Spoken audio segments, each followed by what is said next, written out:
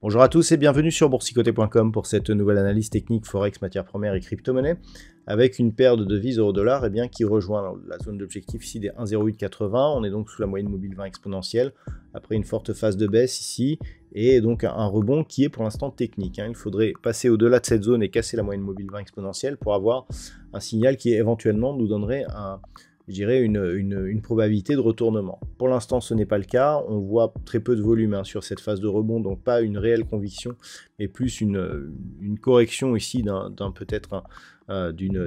phase de baisse qui est quand même partie ici de 1.12 pour venir toucher 1.8. Donc on a perdu 400 pips ici. Le rebond technique semble, cohérent par rapport à ce mouvement en absence de flux. Toujours est-il que tant que l'on est ici sous 1,0880, le mouvement reste baissier. L'objectif toujours ici, en cas de confirmation de la cassure de cette zone des 1.0790, eh bien cette zone ici des 1.0730 et potentiellement un retour ici sur cette zone.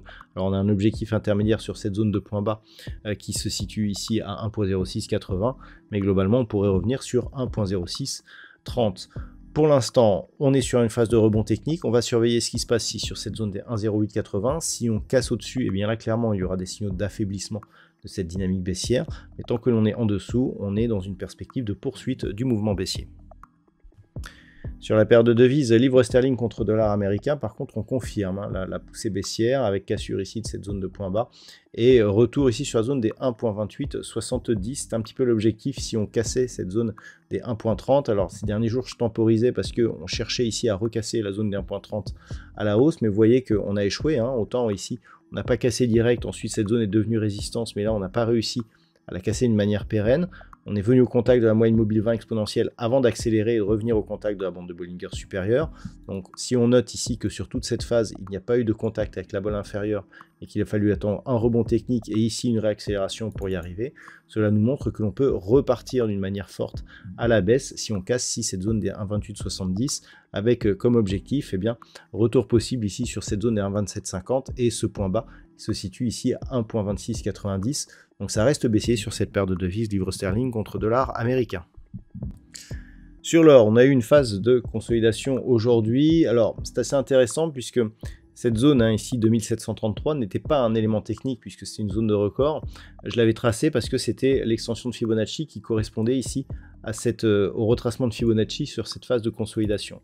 On avait exactement 2733,64. Cette zone a agi comme objectif, c'est-à-dire on l'a atteinte et ensuite on s'est stabilisé. Ensuite on est remonté. Je vous disais que le prochain objectif lié à la deuxième extension de Fibonacci était encore au-delà des 2800 points. Et vous voyez, on revient directement sur cette zone, 2733,64. On a sur le plus bas 2731,59. Donc au vu de la volatilité, on peut considérer qu'on est dans l'épaisseur du trait. Malgré tout, et cette phase de consolidation, on est suite à un contact sur la bolle supérieure au-dessus de la moyenne mobile 20 exponentielle qui est elle-même au-dessus de la moyenne mobile arithmétique. Donc ça reste haussier, phase de consolidation qui n'est que temporaire. À voir ce qui se passera ici donc suite au contact de cette zone des 2733. Il faudrait repasser sous cette zone ici des 2680 $ l'once pour commencer à avoir des signaux d'affaiblissement de cette dynamique haussière avec un risque de retournement sous 2600 $ l'once.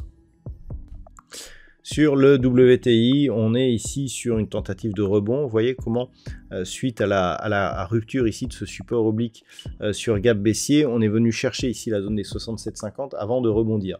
Alors, pour l'instant, on est sur un quasi-contact voile inférieur, retour sur moyenne mobile 20 exponentielle, qui pour l'instant agit comme résistance. Donc, on a un mouvement ici qui vient combler le gap, mais qui ne remet pas en cause la réorientation baissière de la tendance. Il faudrait au minimum repasser au-delà des 71,20, voire ici cette zone de point haut qui se situe à 72,34 pour avoir un retournement de la dynamique. Mais pour l'instant, malgré ce rebond, ça reste baissier sur le WTI avec comme objectif retour sur la zone des 67,50 et en cas de cassure, cet objectif lié au point bas que nous avions eu le 10 septembre, à savoir ici 64,20 $ le baril.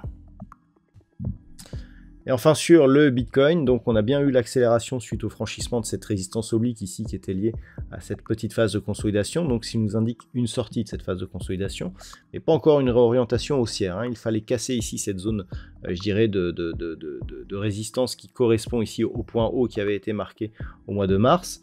On est venu juste s'arrêter sur cette zone, donc pas de nouveau record pour le Bitcoin.